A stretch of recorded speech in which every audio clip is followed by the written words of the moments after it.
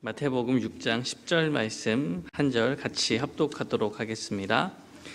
나라가 임하시오며 뜻이 하늘에서 이루어진 것 같이 땅에서도 이루어지이다. 아멘. 오늘 주님의 기도를 따라서 드리는 기도 중에 앞부분에 하나님에 관한 청원이 세 가지가 나오는데, 그 중에 마지막 아버지의 뜻이 하늘에서와 같이 땅에서도 이루어지게 하소서라고 말한 부분을 함께 나누려고 합니다. 새해가 되면은 유독 그렇게 점보러 가는 일이 많잖아요. 올해 나의 운세는 어떨까 이런 거 궁금하니까 진지하게 점을 보는 사람들도 있고, 그냥 장난삼아 타로점 같이 가볍게 뭐 이런 것들을 보는 사람들도 있습니다. 워낙 이런 걸 많이 보나 봐요. 조금 시간이 되긴 했지만 2019년에 통계 조사를 했어요. 향후 자기가 보고 싶은 운세의 종류가 무엇인가, 복수 응답이긴 한데 궁금한 거 이제 다 체크할 수 있게 해서 조사를 했다고 합니다. 제일 궁금한 게 무슨 운이었을 것 같아요? 점을 보러 가실 때 뭘 주로 이렇게 가면은, 그것도 돈을 좀 벌어야 돼서 종류별로 가격을 따로 받잖아요. 뭘 벌 건지 물어보거든요. 그럼 이제 1순위가 재물운이래요. 그러니까 응답한 사람의 거의 70%가 재물운이 궁금하다. 이게 1번이에요. 그 다음에 한 50%가 건강운 이런 거 봤다고 하고요. 그 다음 올해 운도 있대요. 이렇게 신기하죠. 올해 운 한 35%, 자녀운 25%, 직업운 25%, 뭐 이렇게 쭉 나갑니다. 우리야 잘 안 가니까 이게 뭔지 잘 모르지만 어쨌건 사람들은 이렇게 나름 그해 궁금한 뭔가의 운세가 있나 봐요. 어쨌건 이렇게 재미로 보든 진지하게 보든 이렇게 운을 보다 보면 중요한 거는 이 쓸데없는 우상 같은 일을 섬기는 일은요, 그러니까 우리가 얻고 싶은 게 무엇이냐, 그게 재물이냐 건강이냐, 또 이렇게 우리가 예측할 수 있는 무언가에 대해서 알고 싶은 거예요. 사실 우리가 누구한테 물으러 갔는지, 이제 점을 봐주는 사람이 용하다는 얘기를 듣고 갔지만 그가 무슨 신을 모셨는지, 그 신이 뭐 하는 사람인지는 전혀 관심이 없죠. 하나님을 왕으로 섬기는 사람들은 이와는 좀 다르지 않을까요? 그러니까 우상을 섬기는 사람은 자기가 섬기는 신의 뜻에 관심이 없고 내가 궁금한 거, 내가 얻고 싶은 거에 집중을 하거든요. 근데 우리는 하나님을 우상처럼 믿는 게 아니잖아요.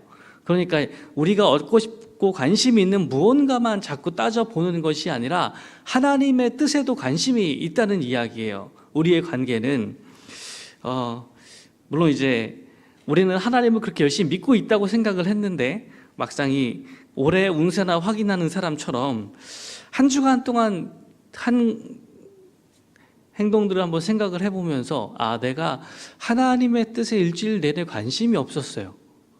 기도를 했는데 올해 내가 궁금한 거, 올해 직장일 잘 될까, 우리 집엔 재물운이 있나, 이런 거 궁금해서 계속 물어보고 있었다면 뭔가 우리도 하나님을 섬기는데 약간 좀 잘못된 방식으로 섬겨왔던 건 아닐까 싶기도 합니다. 다른 우상과 다른 것은 하나님이 우리를 인격적으로 만나시면서 우리에게 하나님의 뜻을 알려주신다는 거예요. 하나님의 뜻을 알 수가 있다는 게 가장 다른 점입니다. 무엇을 주실까에만 집중하는 게 아니라 우리는 하나님의 뜻을 알 수가 있어요. 그래서 오늘 말씀 가운데 하나님의 뜻이, 아버지의 뜻이 하늘에서 이루어진 것 같이 땅에서도 이루어지게 해달라고 간구합니다. 좀 궁금하죠? 그럼 하나님 뜻은 뭐예요? 하나님 뜻대로 이루어지게 해달라고 했는데, 그럼 하나님의 뜻은 뭘까요? 하나님의 뜻에 관련해서 우리가 제일 궁금한 점은 과연 나를 향한 하나님의 뜻을 알 수 있는가? 라는 걸 거예요. 영적 생활에 대해서 되게 존경받는 안내자인 존 캐버너라는 사람이요, 예전에 이제 캘거타에 3개월 동안 봉사활동을 하러 갔어요. 이제 캘거타에 갔으면 누구 만나러 간지 아시죠? 콜카타의 성인 마더 테레사의 자비의 집에 봉사활동을 하러 간 겁니다. 뭔가 이제 이 사람은 자기의 남은 삶을 어떻게 살아야 될까 진지하게 고민하면서 3개월짜리 그런 봉사 여행을 떠나는 거죠. 도착한 아침 첫날에 이제 자기가 기대하고 있던 테레사 수녀님을 만났어요. 그래서 수녀님이 뭐 특별한 거를 안다기보다 그냥 당연한 인사로 물었어요. 제가 무엇을 도와드릴까요? 라고 이제 존한테 물어봤습니다. 그래서 존이 자기를 위해 좀 기도 좀 해달라고 이야기를 했어요. 우리가 흔히 하는 말입니다. 그랬더니 수녀님 이야기가 다시 한번 물어보시는 거예요. 그러면 무엇을 위해 기도를 해드리면 좋겠습니까? 라고 했더니 존이 대답해요. 좀 확실하게 알고 살아갈 수 있도록 기도해 주세요. 이렇게 대답했어요. 고민을 하고 있었잖아요. 인생의 남은 후반부를 어떻게 살아야 될지 고민하고 있었거든요. 그러니까 저는 정말 자기의 문제니까 이야기한 거예요. 좀 확실하게 알고 살아갈 수 있도록 기도해 주세요. 그랬더니 수녀님이 단호하게 이야기하는 거예요. 아닙니다. 저는 그것을 위해 기도해 드릴 수가 없습니다. 그지? 예상한 대답이 아니잖아요. 저는 놀라서 아니 왜 그거를 기도를 안 해주시냐고. 그랬더니 수녀님의 대답이 확실한 거는 당신이 추구할 것이 아니라 버려야 할 것입니다 라고 이야기를 하는 거예요. 저희 다시 물어보죠. 아니 수녀님은 지금 모든 걸 확실하게 알고 또 믿고 있는 분처럼 보이는데 왜 저한테는 그렇게 얘기를 하시고 저도 그렇게 좀 살고 싶습니다 라고 다시 질문을 하니까 테레사 수녀님이 웃으면서 대답하셨다고 해요. 저는 한 번도 확실하게 알고 믿은 적이 없습니다. 제가 늘 가지고 사는 것은 신뢰입니다. 그러므로 당신도 하나님을 신뢰하도록 기도해 드리겠습니다 라고 대답했다고 합니다. 우리는 하나님의 뜻을 알고 싶어 하거든요. 근데 혹시 그 우리의 마음도 이 존의 얘기처럼 하나님의 뜻을 알고 싶은 건지 나한테 주어지는 확실한 무엇을 알고 싶은 건지가 좀 애매해요. 우리가 알 수 있는 건 무엇일까요? 정말 그 정확한 무언가, 미래에 다가올 무언가를 알게 되는 건가요? 아니면 하나님을 신뢰하는 법을 알게 되는 걸까요? 오스왈드 체인버스는 믿음은 우리가 이끌려 가게 될 곳을 아는 것이 아니라 우리를 인도하시는 그분을 사랑하고 아는 것입니다 라고 이야기했습니다. 확실한 것을 아는 게 아니라 하나님을 사랑하고 아는 것이 믿음이라고 이야기해요. 테레사 수녀님의 이야기도 비슷하겠죠. 우리가 명확하게 안다는 것은 그 과정, 함께 걸어가는 과정에서 하나님을 신뢰할 필요가 없다는 것을 의미하게 됩니다. 하나님이 우리에게 기대하시는 방식은 그게 아닌 것 같아요. 그러니까 우리가 구해야 할 하나님의 뜻은 오늘의 운세가 이야기하는 것처럼 미래를 완전하게 확실하게 예측하는 것과는 좀 다르다는 이야기입니다. 그럼 우리가 하나님의 뜻에 대해서 아는 게 무엇일까요? 하나님을 믿고 신뢰하면서 살아가려면 하나님의 뜻을 대략적으로 알아야 하고 그분을 신뢰할 수가 있게 되는데 하나님이 우리에게 대해서 가지고 계신 뜻이 무엇인지 어떻게 알 수 있을까요? 성경이 몇 가지를 이야기해 주고 있습니다. 가장 유명한 말씀은 고린도전서 10장 13절의 말씀입니다.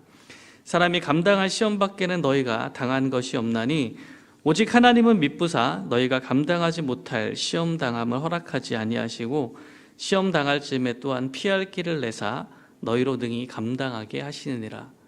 하나님의 뜻은요, 우리에게 감당할 수 없는 시험을 다 걸러내시는 거예요. 어떤 길을 갈지 확실한 길들을 알려주는 것이 아니라 여러 가지 상황들을 맞을 수 있고 경험할 수 있는데 그 가운데에서 우리가 감당할 만한 것들만 주시는 거예요. 물론 우린 조금 억울한 면이 있습니다.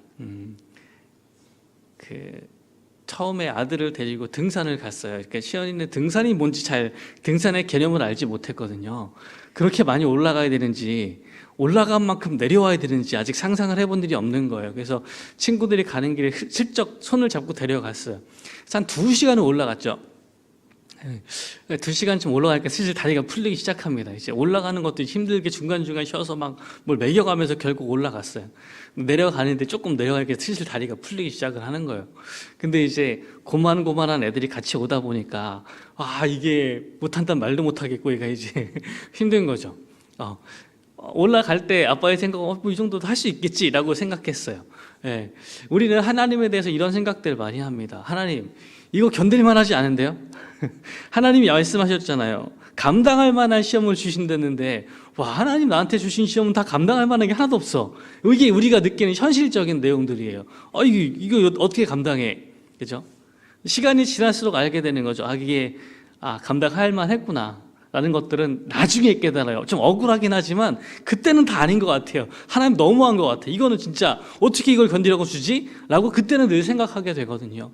근데 시간이 지날수록 우리가 깨닫게 됩니다. 정말 감당할 수 있을 만큼 주셨구나. 내가 잘할 수 있을 만큼, 견뎌낼 수 있을 만큼만 주셨다는 것을 나중에 알게 됩니다. 정말 감당 못하면 어떻게 된다고 써 있어요? 피할 길을 내신대요. 우리 도망갈 길이 항상 있다는 것도 생각해 주셔야 돼요. 모든 시험을 다 감당해야 되는 게 아니고요. 감당 못하는 것은 피할 수도 있는 길을 주세요. 근데 그 시험을 감당 못하기 때문에 피할 길을 주시는 게 아니에요, 여러분. 감당할 수 있는 시험을 주시는데도 불구하고 피할 길도 주시는 거예요. 또 하나님의 뜻을 한번 생각해 볼까요? 기독교에 대한 좀 오해가 있어요. 아주 오래된 오해이기도 한데, 하나님이 이제 천국과 지옥을 만드시고 죄를 지은 사람들을 그 행위대로 심판하시는 분이시잖아요. 그러다 보니까 믿지 않는 자들을 좀 가혹하게 대하시는 게 아닌가. 지옥 가기 싫으면 어떻게 해야 돼요? 예수를 믿어야죠. 예. 예수천당, 불신지옥. 이게 너무 오랫동안 우리 마음에 박혀 있는 거예요. 그러니까 이제 하나님의 뜻은 예수천당, 불신지옥이구나, 이렇게 생각하시는 경향이 있어요. 성경적이지 않아요. 하나님은 어떤 마음을 가지고 계세요? 모든 사람을 구원하기까지 기다리시는 분이에요. 하나님의 뜻은 그렇게 적혀 있습니다. 심판이 예고되어 있지만 그 심판에 이르지 않도록, 당하지 않도록 구원하기 위해 노력하시는 분이 하나님이신 거예요. 그 심판에 대해서 하나님이 심판을 기다리고 계신 분으로 생각하면 약간 오산인 거죠. 그래서 이 이야기를, 그 예수천당 불신지옥의 이야기를 깨기 위해서 우리에게 말씀하신 성경 구절이 몇 개 있습니다. 예레미야 29장 11절 말씀입니다. 여호와의 말씀이니라. 너희를 향한 나의 생각을 내가 아나니 평안이요 재앙이 아니니라. 너희에게 미래와 희망을 주는 것이니라. 불신지옥이 미래가 아니에요. 미래의 희망과 우리에게 하나님께서 계획하신 더 나은 것들을 가지고 계신 게 하나님 뜻입니다. 미가서 7장 18절 말씀에 이렇게 이야기해요. 주와 같은 신이 어디 있으리이까? 주께서는 죄악을 사유하시며 그 기업에 남은 자의 허물을 넘기시며 인애를 기뻐하심으로 노를 항상 품지 아니하시나이다.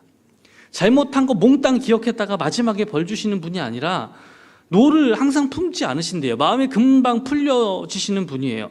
그 기업에 남은 자, 이스라엘의 남은 자의 허물을 그냥 넘기시는 분이라고 써 있는 거예요. 이게 하나님의, 우리가 알 수 있는 하나님의 마음이고 하나님의 뜻입니다. 이번엔 조금 다른 의미에서 하나님의 뜻과 계획을 생각해 볼까요? 요셉의 이야기를 아시죠? 창세기의 가장 오랜 그 장을 차지하고 있는 요셉의 이야기. 아버지의 총애를 받아서 장자를 상징하는 채색 옷을 입고 자랐던 이 아들. 근데 이제 두 번의 꿈을 꾸면서 약간 철없게 으스대면서 그 꿈 이야기를 하잖아요. 첫 번째는 그래도 이제 형제들만 상징하는 꿈이었는데 거기까지는 좀 칙이 없다 생각하고 받아들일 수 있는데, 두 번째는 해와 달도 절하잖아요. 이거를 부모님 앞에 이야기하는 건 어떤 친구인가요? 개념이 많이 없잖아요. 하얀 이렇게 머리가 맑은 친구잖아요. 이런 이야기를 들고, 야, 이게 참 눈치 참 없다. 형들이 화가 나서 팔아 넘겨서 보디발의 집에 갔는데 다행히 총애를 받다가 또 억울하게 또 감옥에 갇히죠. 감옥에서 꿈을 해석해주는 하나님의 주신 은사로 꿈을 해석했는데, 꿈을 해석해서 살아남은 이제 높은 관리는 요셉을 까먹죠. 만 2년 후에야 다시 이제 바로의 꿈을 해석할 기회를 맞이하게 됩니다. 이 억울한 인생사를 끝나고 나서 그 자기가 해석했던 꿈처럼 흉년을 준비하는 일들을 하고 드디어 흉년을 맞았어요. 첫 해는 아니고 좀 시간이 지난 후에 드디어 야곱의 아들들, 형들이 양식을 사러 찾아옵니다. 자기가 모든 것들을 주관하는 자리에 앉아서 자기를 팔아 넘긴 형들을 만났어요. 자신을 죽이려고 한 형들, 의도는 죽이려는 것이었겠죠. 만났을 때 어떻게 해야 되는 거예요? 여러분이라면 뭐라고 말씀하시겠어요? 요셉의 이야기는 이렇게 이야기합니다. 창세기 45장 5절 이야기예요. 당신들이 나를 이곳에 팔았다고 해서 근심하지 마소서, 한탄하지 마소서. 하나님이 생명을 구원하시려고 나를 당신들보다 먼저 보내셨나이다. 이 말을 형들이 못 믿죠.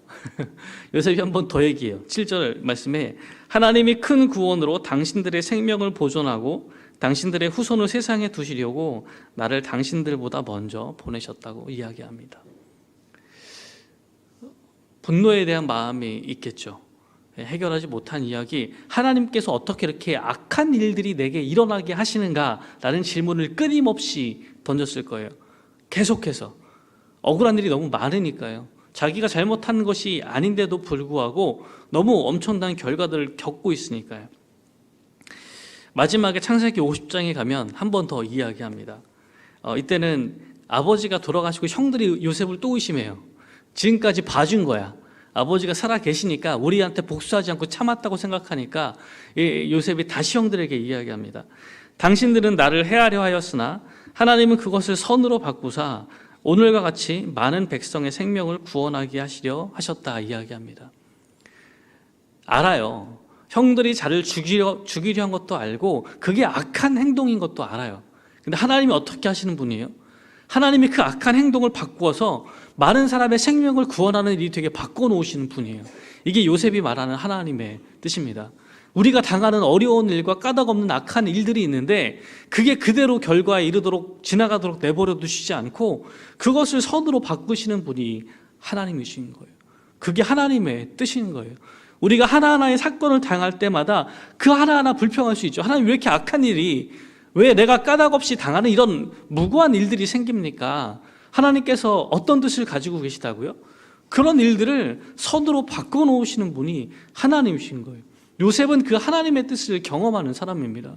내버려 두지 않으시고 선하게 바꾸어 놓으시는 거예요. 그러면 하나님의 뜻이 이루어지게 해달라는 기도는 어떤 이야기예요? 하나님 올해 재물운이 형통하게 해주세요. 우리가 원하는 거 막 요구하잖아요. 근데 하나님을 향한 청원의 마지막이 하나님의 뜻이 이루어지는 거라면서요. 이게 훨씬 더 큰 복 아닐까요? 그러니까 올해 재물운 형통 말고, 올해 자녀복 형통 말고 이런 거 말고 하나님의 뜻은요, 우리한테 억울한 일이 일어나고 악한 일이 일어나도 그걸 선으로 바꿔주시는 능력이라면서요. 그게 하나님 뜻이라면서요. 이게 더 좋은 거 아니에요? 이게 훨씬 모든 일 가운데서 구할 수 있는 훨씬 더 좋은 기도가 아닐까요? 하나님의 그 선하신 뜻이 우리 삶에 이루어지는 것이 가장 큰 복이 되는 겁니다. 하나님은요, 대단하신 분이거든요. 사람들이 막 방해해요. 하나님께서 요셉을 지목하셔서 하나님의 백성을 이루어 가시기로 점찍어 놓으셨어요. 사랑하시고 선택해 놓으셨어요. 근데 방해하는 사람들이 있잖아요. 형들이 팔아버려요. 없애려고, 죽여버리려고 해요. 그대로 이루어지나요? 안 돼요. 올해 우리가 또 어려운 일을 겪을지 몰라요. 나는 선한 의도로 일을 하는데 직장에서 하나님께서 주신 마음으로 조금 더 선하게 하려고 모든 사람들을 잘 대해주려고 하는데 이게 억울한 일 많이 생기고 열심히 잘해주려고 했다가 막 뒤에서 다른 이야기하는 거 들리고 얼마나 속상하겠어요. 사람들이 악한 일들로 우리의 선행을 방해할 때 하나님께서 그냥 두실까요? 아니에요. 하나님은 자신의 뜻을 끝까지 이루어 가시는 분이에요. 아무리 방해하려고 해도 방해가 안 되는 거예요. 이게 하나님의 뜻의 제일 중요한 특징입니다. 하나님의 뜻은 누가 이루시는 거예요? 하나님이 이루시는 거예요. 사람들이 방해할 수 있나요? 안 돼요.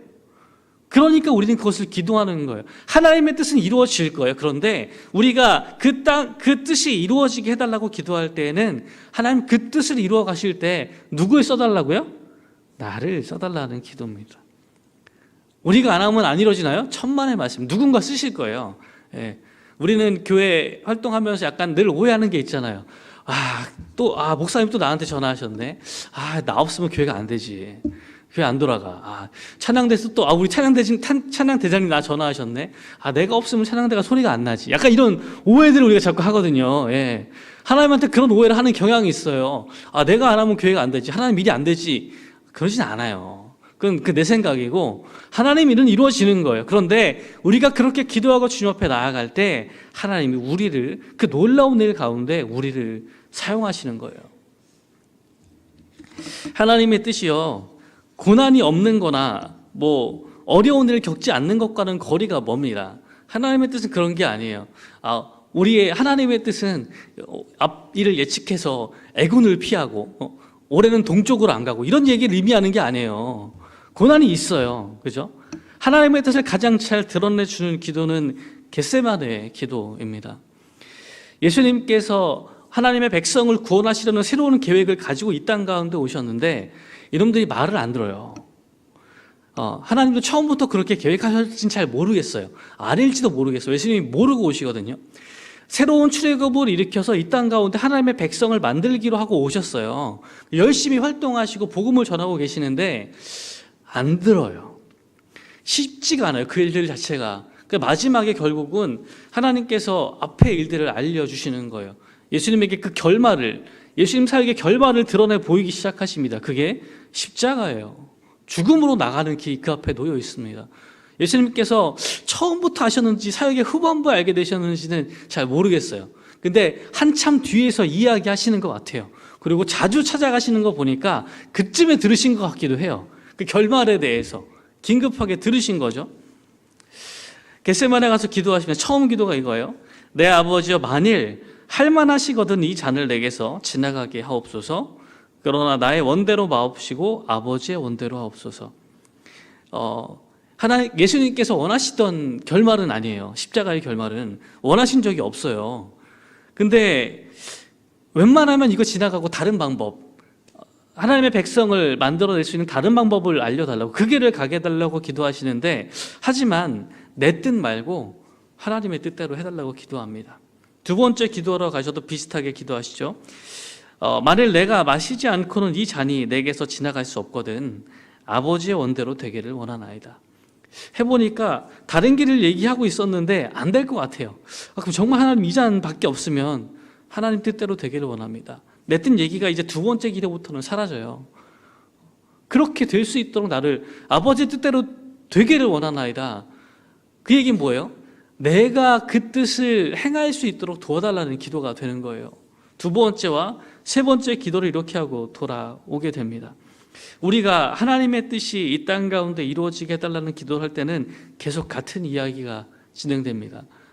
어떤 뜻이 내려와야 돼요?